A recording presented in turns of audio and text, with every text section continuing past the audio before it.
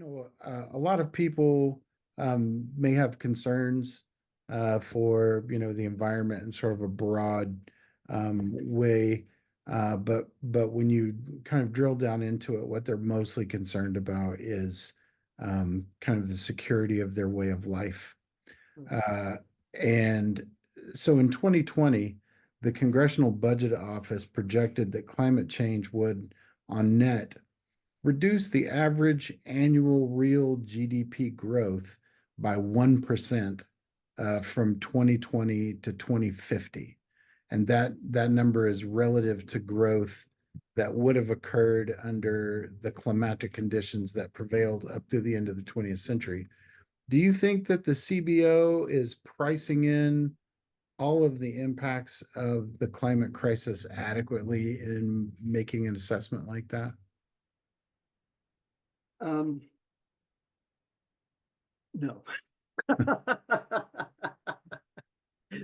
um, this is economist speak, and economists take a very, very narrow view of how things really work. To them, it's all labor and capital, right? That's basically all there is in the economy.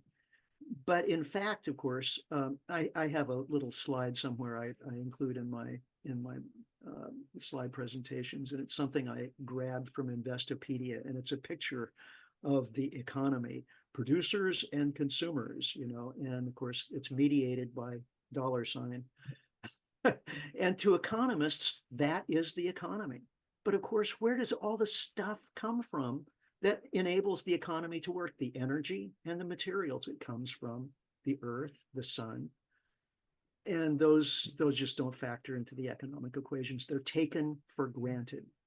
And so when the CBO does this kind of econometric analysis, it's taking all of the things that really matter for granted and then just working the numbers.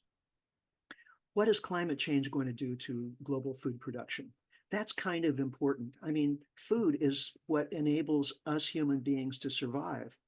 The climatologists, the scientists who are looking at this are extremely worried. They see famine, flood, and storms and droughts and so on, dramatically impacting human world food production.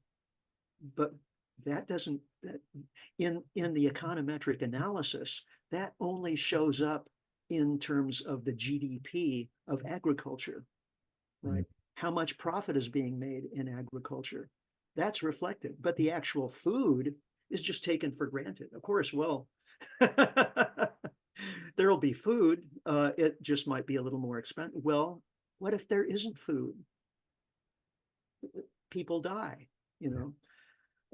But that's just one example. But it's the analysis is fundamentally flawed. And what needs to be done is an ecological analysis that takes these things into account: soil, water, food, biodiversity, human health, et cetera, et cetera. And then you get a much more realistic estimate of the real costs of climate change, and of course, much, much, much higher.